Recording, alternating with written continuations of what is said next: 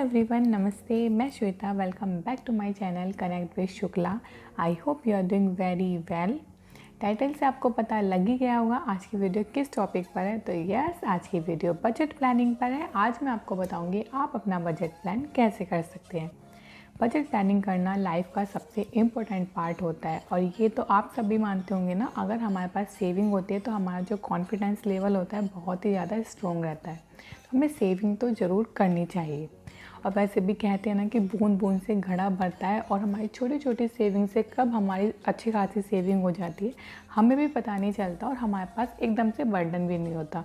और सेविंग करने से क्या होता है ये तो आपको सबको पता ही है। भगवान ना करे कभी किसी के साथ इमरजेंसी आ जाए। अगर मैं पीछे जाऊं तो कोरोना टाइम पर हमारे जो इनकम के सोर्सेज थे वो बहुत ज़्यादा कम हो गए थे, और उस टाइम पर जो हमारा सेविंग का पार्ट था वो हमें बस वही दिखाई दे रहा था जो हमने सेविंग की थी, और उसी से काफ़ी हेल्प हो रही थी। हम अपनी हेल्प भी कर रहे थे और हम और लोगों की भी हेल्प कर रहे थे। तो सेविंग करना बहुत ज़्यादा ज़रूरी होता है। हम कभी भी किसी के आगे हाथ नहीं फैलाते हैं। अगर हमारे पास सेविंग होती है तो हमारा कॉन्फिडेंस ऑटोमेटिक ही बना रहता है। और सबसे मेन बात मैं आपको बता दूं, जो फाइनेंशियल एक्सपर्ट होते हैं वो भी इसको रेशियो में डिवाइड करते हैं 50, 30, 20। मीन्स 50% आपके एक्सपेंसेस होने चाहिए और 30% आपके उसमें नीड्स होने चाहिए, और जो 20% बचता है वो आपकी सैलरी का सेविंग होना चाहिए। यहाँ पर मैं आपको एक बात और क्लियर करना चाहती हूँ, अगर आपका कोई गोल होगा ना तभी आप सेविंग कर पाएंगे। अगर आपका कोई भी गोल नहीं होगा तो आप सेविंग कर तो लेंगे, बट आपको ना तो उतना इंटरेस्ट आएगा और ना ही आपका सेविंग उस प्रॉपर तरीके से हो पाएगी।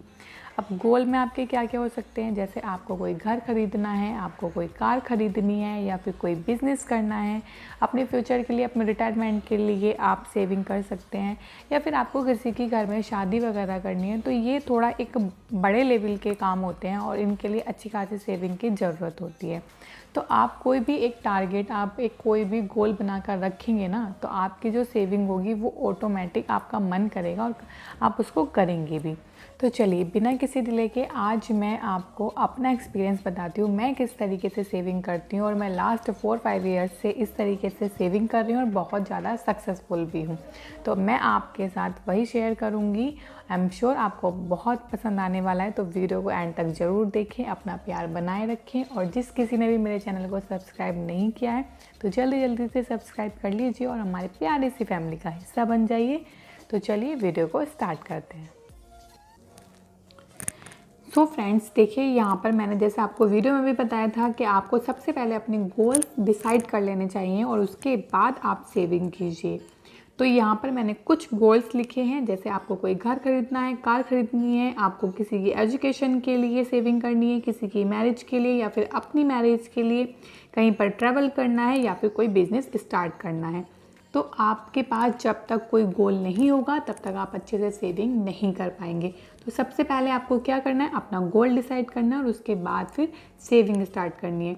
इससे क्या होता है ना, आपकी जो सेविंग होती है वो बहुत अच्छे से हो पाती है। आपका एक मन बना रहता है कि अरे मुझे घर लेना ही लेना है तो मुझे बचाने ही हैं। अगर आपका कोई गोल नहीं होगा तो फिर आपकी सेविंग प्रॉपर तरीके से नहीं हो पाएगी। अब क्या होता है, लोग क्या करते हैं, उनकी जो इनकम होती है ना उसमें से वो अपने खर्चे कर लेते हैं पहले, और उसके बाद जो बचता है वो उसको सेविंग बोलते हैं। But this is wrong method. ऐसा नहीं होता है। राइट मेथड क्या होता है, जो आपकी इनकम होती है आप पहले उसमें से बचा लीजिए। आप मुझे इतना सेव करना ही करना है, और उसके बाद जो भी बचता है मुझे इसमें अपना खर्चा चलाना है, वो आपका एक्सपेंसेस होता है। तो सबसे पहले आपको इनकम में से सेव करना है और उसके बाद फिर घर खर्च चलाना है।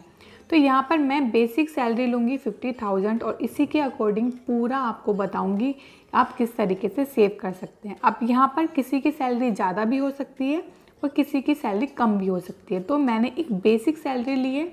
अगर हस्बैंड वाइफ वर्किंग है तो 50,000 हो जाता है, आपका कोई बिजनेस है तब भी 50,000 हो जाता है। अगर किसी की कम भी है तो आप उसके अकॉर्डिंग फिर अपना घर खर्च नोट डाउन कर सकते हैं। मैं आपको आगे बताऊंगी, आप उसके अकॉर्डिंग अपना कर सकते हो। और किसी की ज़्यादा है तो फिर वो उसके अकॉर्डिंग कर सकता है। मैंने एक बेसिक सैलरी ली है 50,000। अब यहाँ पर मैंने लिखे हैं कुछ फिक्स्ड एक्सपेंसेस जो मंथली फिक्स्ड होते हैं ये तो होने ही होने हैं। जैसे ग्रोसरी वो तो मंथली आती ही है, तो उसके यहाँ पर लिखे हैं मैंने 3000। आप ध्यान रखें, मैं ये लिख रही हूँ 50,000 के अकॉर्डिंग। आपकी सैलरी जितनी है आप उसके अकॉर्डिंग अपना घर खर्च चलाएं। तो मैंने 50 के अकॉर्डिंग लिखा है 3000। वेजिटेबल एंड फ्रूट्स उसके लिखे हैं 2000। डेयरी से दूध आता है, दही आती है, पनीर आता है, तो उसके लिखे हैं मैंने 2000। अब क्या होता है, आप इसको बहुत ज़्यादा भी कर सकते हैं और बहुत कम भी कर सकते हैं, टोटली डिपेंड ऑन यू। अगर आपके पास आपकी सैलरी अच्छी होती है तो आप और भी ज़्यादा बहुत कुछ ला सकते हैं, और अगर आपकी सैलरी कम है तो आप उसको कम भी कर सकते हैं। तो ये आपके ऊपर डिपेंड करता है। जैसे फ्रूट्स होते हैं वो समर में हमारी ज़्यादा रिक्वायरमेंट होती है और विंटर में थोड़ा कम होती है, तो उसके अकॉर्डिंग हम मैनेज कर सकते हैं। अब आता है इलेक्ट्रिसिटी बिल, वो मैंने लिखा है 1000। फ़ोन का बिल मंथली 500। टीवी का बिल, यहाँ पर कुछ लोगों का वाईफाई भी होता है तो आप उसका लिख सकते हैं। यहाँ पर मैंने टीवी का बिल लिखा है 500। क्या होता है टीवी का बिल, बहुत लोग क्या करते हैं, कुछ ही चैनल देखते हैं और सारे चैनल का पेमेंट करते हैं। तो आप जो चैनल देखते हैं आप उसी का पेमेंट कीजिए, तो उससे आपका कम पेमेंट होगा। तो आप इस तरीके से भी मैनेज कर सकते हैं। अब आता है गैस का बिल, जो मैंने 1000 लिखा हुआ है। और गैस क्या होता है, कुछ लोग तो 2 महीने भी चला लेते हैं और कुछ 1 महीने भी ही चलाते हैं, तो वो भी आपके ऊपर डिपेंड करता है आप किस तरीके से अपना किचन को मैनेज करती हैं। अब आता है house rent. House rent depend on your salary.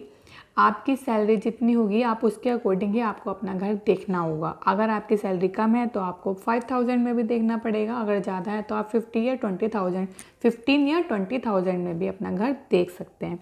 तो और कभी कभी क्या होता है, जैसे कि कुछ लोगों के रेंट पर नहीं रहते हैं, उनका अपना घर होता है, तो यहाँ पर ज़ीरो हो जाएगा, वो आपका सेविंग हो जाएगा। और कुछ लोगों का क्या होता है, वो ईएमआई देते हैं घर की, तो वो इंक्लूड हो जाती है यहाँ पर। तो जैसे आपका रहता है आप उस तरीके से यहाँ पर नोट डाउन कर सकते हैं। अब आता है पेट्रोल। पेट्रोल का मैंने मिनिमम 1000 लिखा है, ऊपर नीचे ये हो जाता है। चिल्ड्रन स्कूल की बच्चों की फ़ीस मैंने यहाँ पर 5000 लिखी है, और ये भी थोड़ा ऊपर नीचे हो जाती है आपके बच्चे के अकॉर्डिंग। मैंने यहाँ पर 5000 लिखी है। इस सब का टोटल आता है 26,000। ये आता है इस सब का टोटल। तो जो हमारे फिक्स्ड होते हैं वो हो गए 26,000। अब मैं नेक्स्ट पेज पर आती हूँ। अब यहाँ पर मेरे हैं कुछ मिसलेनियस एक्सपेंसेस। तो ये क्या होते हैं, जो हमारे फिक्स नहीं होते हैं। जैसे कि मेडिकल, भगवान ना करे किसी के साथ इमरजेंसी हो जाए, कभी मेडिकल का हो, तो वो ऐसा तो नहीं है कि हर महीने होता है, वो कभी ही बाई चांस हो जाता है ऐसा। तो ये कभी कभी वाले खर्चे हैं। और गेस्ट भी हमारे घर पर हमेशा नहीं आते, वो भी कभी कभी आते हैं। चाइल्ड रिक्वायरमेंट, आपका बच्चा कभी जिद करने लग जाता है या फिर उसको कुछ चाहिए होता है, तो वो भी ऐसा नहीं कि हर महीने उसको कुछ ना कुछ चाहिए, तो वो मैंने एक यहाँ पर लिखा हुआ है। वीकेंड, अब वीकेंड कभी नहीं होता, आप हर वीकेंड पर जा रहे हैं, तो वो भी कभी कभी ही होता है। हाउस शॉपिंग, आप अपने घर के लिए शॉपिंग कर रहे हैं, तो वो भी आपका बहुत ज़्यादा ये नहीं है कि आप हर महीने शॉपिंग कर रहे हैं, तो वो भी मिसलेनियस एक्सपेंसेस में आता है। अब एक चीज़ और होती है यहाँ पर पर्सनल। तो आपके पर्सनल भी हो सकते हैं, हस्बैंड का, वाइफ का कोई पर्सनल एक्सपेंसेस भी हो सकता है, तो उसको भी आप फिक्स्ड नहीं बोल सकते। तो इन सब के लिए यहाँ पर मैंने इन सब के लिए लिखी है 4000, जो कभी कभी होते हैं। अब क्या होता है, कभी कभी 4000 पूरा भी चला जाता है और कभी कभी इसमें से भी सेव हो जाता है, तो आप इस तरीके से मैनेज कीजिए। अब इसके बाद आता है, आप अपनी सैलरी में से इन्वेस्टमेंट भी ज़रूर कीजिए। जैसे म्यूचुअल फंड होता है या फिर शेयर मार्केट होता है, तो आप उसमें दोनों में से किसी एक में लगा सकते हैं, जो फ्यूचर इन्वेस्टमेंट होता है। यहाँ पर मैं लिखती हूँ 5000, मिनिमम 5000 यहाँ पर करना चाहिए, ताकि आपका फ्यूचर के लिए इन्वेस्टमेंट रहे। इसमें काफ़ी अच्छा रिटर्न होता है। अब आता है हमारा LIC, FD और सुकन्या। तो इसमें अगर आपकी बेबी गर्ल है तो आप सुकन्या में ज़रूर अकाउंट ओपन कीजिए, काफ़ी अच्छा रिटर्न है और इंटरेस्ट भी काफ़ी अच्छा होता है। तो आप इस तरीके से भी इसमें 5000 डाल सकते हैं और टोटल हुआ आपका 10,000। अब आप इस तरीके से अगर मंथली 10,000 फ्यूचर के लिए इन्वेस्टमेंट कर रहे हैं तो बेस्ट है, और आपका फ्यूचर तो सिक्योर होगा ही।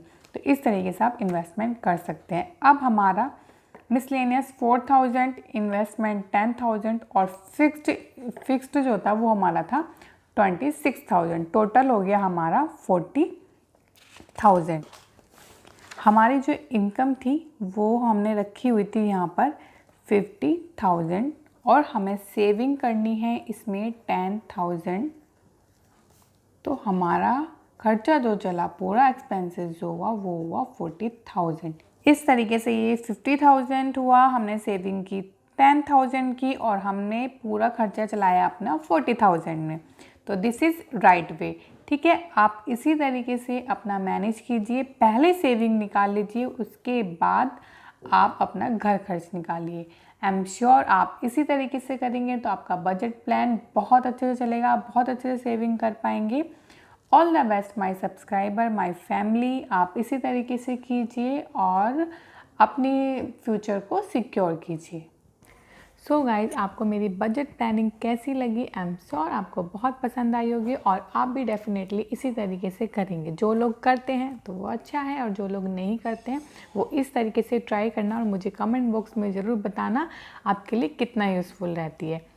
तो फ्रेंड्स, अगर आपको मेरी वीडियो अच्छी लगी हो तो आपको क्या करना है, इस वीडियो को लाइक, मेरे चैनल को सब्सक्राइब और हमारे प्यारी सी फैमिली का हिस्सा बन जाइए। तो चलिए, मिलती हूँ मैं आपसे अच्छी सी प्यारी सी वीडियो के साथ। तब तक आप अपना ख्याल रखिए, खुश रहिए, टेक केयर, बाय बाय।